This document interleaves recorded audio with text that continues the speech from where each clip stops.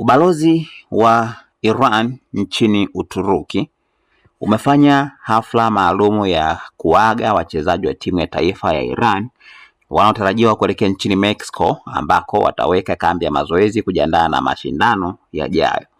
Katika hafla hiyo wachezaji hao wamekabidhiwa bendera ya taifa pamoja na nakala ya Qur'an, ambapo nahodha wa timu amepewa jukumu la kubeba bendera kama ishara ya uongozi na wakilishi wa taifa la Iran.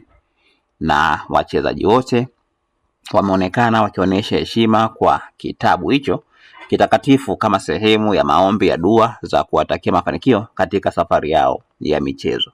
Kwa mujibu wa taarifa zinazosambaa kupitia mitandao ya kijamii, timu hiyo itaweka kambi yake nchini Mexico baada ya kile kinachodaiwa kuwa changamoto za kupata uwanja wa mazoezi nchini Marekani.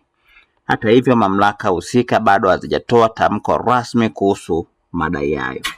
Aidha, kuna madai yanayoendelea kusambaa mtandaoni kuhusu masuala ya visa kwa baadhi ya viongozi wa shirikisho la soka la Iran, jambo ambalo halijathibitishwa rasmi na mamlaka za Marekani wala FIFA. Taarifa zaidi zinatarajiwa kutolewa kadri hali itakapoendelea kujulikana. Usiache kusubscribe channel yetu ya YouTube ambayo inasomeka Dodoma TV.